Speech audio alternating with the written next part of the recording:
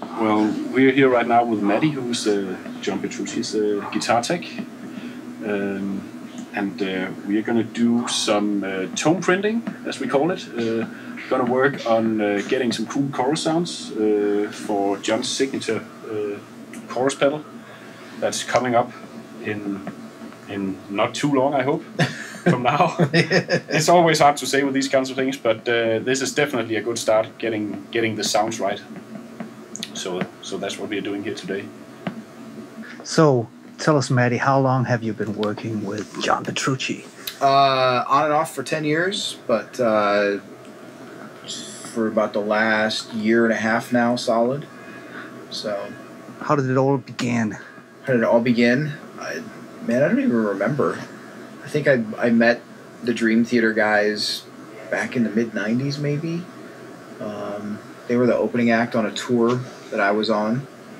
And just kind of slowly but surely, one thing led to another, and I got a phone call, and next thing you know, I'm out on the road with them, and here we are.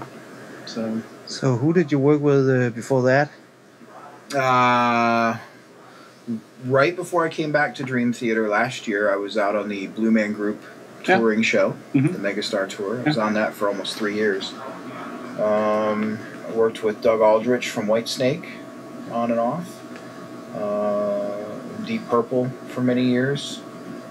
Taking Steve Moore's? At one point I did, yeah. I was actually the bass tech, but I would fill in from time to time with Steve. Who else? I worked for Dio on and off over the years. Cool. Yeah, that was. I'm glad that I had that experience. Yeah, I imagine.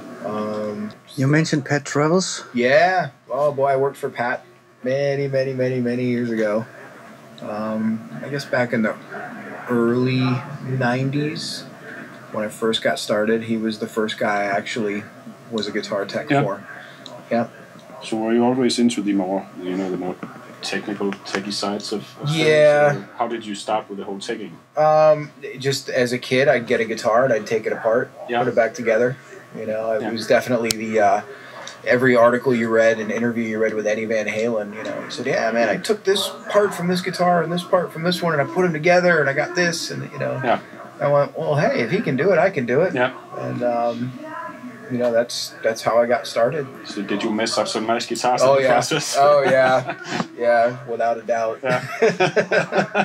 I turned a cheap ratty acoustic guitar into an electric guitar. I had a DiMarzio Super Distortion humbucker.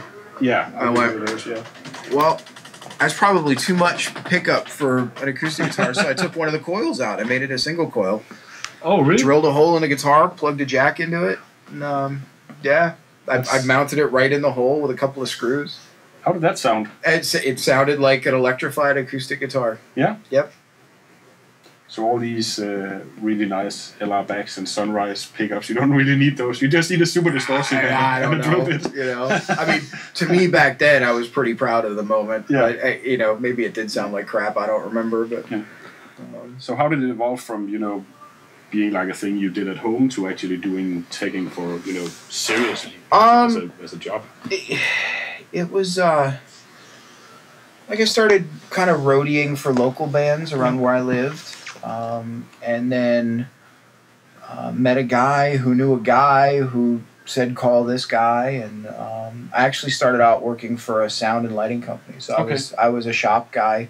I sat in a corner at a workbench with a soldering iron and I fixed cables and, made sure stuff worked. I put front of house racks together and cleaned consoles and, cut gels for par cans and all sorts of stuff, and then slowly started going out and doing regional shows with the company.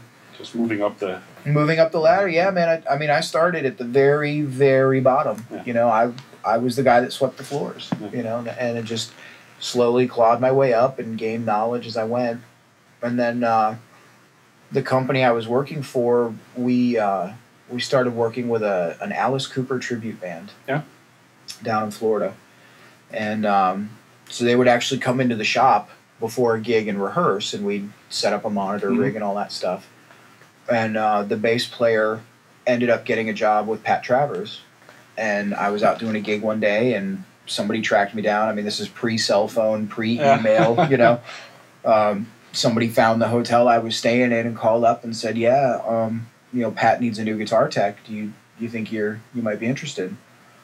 I said, yeah, I've never done it before, but I'll give it a shot, you know. And I went over to Pat's house and met him and threw a bunch of gear in a truck. Drove down somewhere in South Florida to a club and set up, did the show. And after the show, Pat said, right, we're going out for 4 or 5 weeks on the road. You want to go? Okay. And that was it, man. You know, I was trial by fire. Oh, it is. It was. You know, you just throwing the stuff in a truck, you driving all night, you know, get to another place and crash out for a couple hours, load in, do a show. I mean, it was probably, so from the moment I started with Pat, it was probably 5 or 6 years before I was on a tour that actually had a tour bus. Yeah. You know, and had a budget where you could get your own hotel room. Yeah. And just, you know, you start with one guy, and if you do a good job and you keep learning and keep applying the knowledge and getting better at what you do, people take notice. Yeah. You know, and that's exactly how I got the job with Deep Purple. I ran into at the time he was working for Black Sabbath. Yeah. I think it was like the Tony Martin era Black Sabbath. Yeah. And he cornered me at a festival one day and said, "Hey, I'm going to be going back out with Deep Purple as a production manager, and I need a guitar tech for Steve Morse." And I went, "Okay." And we both lived in Florida, so said we'd get together when I got home, and it took about from the first time I met the production manager, it took about 2.5 years for me to get a job with Deep Purple. Yeah. You know, it came down to me and another guy, and they ended up going with the other guy. Yeah. And next time around, they said, "Hey, we need a bass tech for Deep Purple. Why don't you come over to the studio and meet Roger?" And, okay. Hopped over to the studio. "Hey, how you doing?" "Okay, great. Let's go."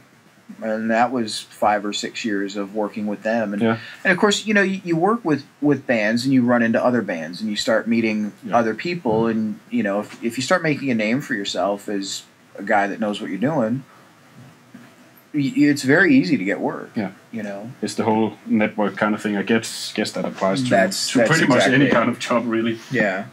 But this is perhaps even more tightly knit, that whole kind of community. Yeah, you get to a certain level where, you know, the artist you're working for demands more. Yeah. Demands that you know more intricate knowledge, I guess. You know, can you open up an amp and can you fix a filter capacitor that blew up, or can you open it? Can you swap a bridge out on a guitar? Can you level the frets? Yeah. You know, can you? It just gets to the point where you're more than just a guy setting up and tuning guitars. Yeah. You have to be able to know how to fix stuff. You're the guitar shop on exactly, on the road. Exactly. Yeah. And can you program a 2290? Yeah. You know, can you? I want to change this preset that I've got. Okay, can you go in there and actually hit the buttons and know what you're doing? And that just comes from years of experience and having a passion about it and learning. So when it comes to making sounds, how much of an input do you have? Do you make sounds together, or do you say, "Why don't you try this"? It depends. I guess I have a little bit of input sometimes. Mm-hmm. John, like for example, with John, with his tone and the amps that he uses. He knows exactly what he wants, and he knows how to get it, which is great. If you can find a guy that knows what they want and can articulate that to you, you're miles ahead of anybody else. Yeah. It's the guys who go, "I want it to sound like this," and they give you, "I want it to sound more blue." You have to figure out what that means to them, so...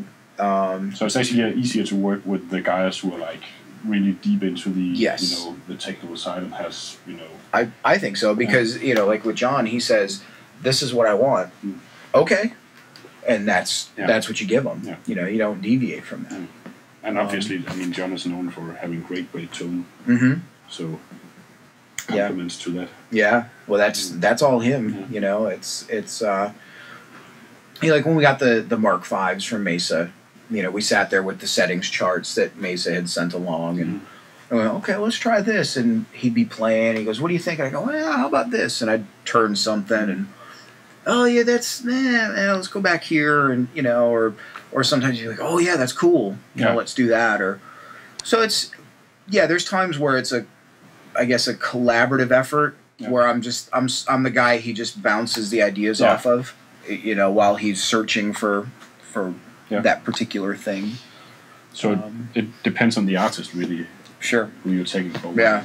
And some guys, man, they have no idea what they want, and they don't know how to tell you, and so they just here, oh, that sounds good, and that's, you know, you could dial up a sound on a Marshall amp and just go, all right, that's cool, you know, that's the sound I like, and the guy will be like, yeah, great, I'll go play with that. Me too. Yeah.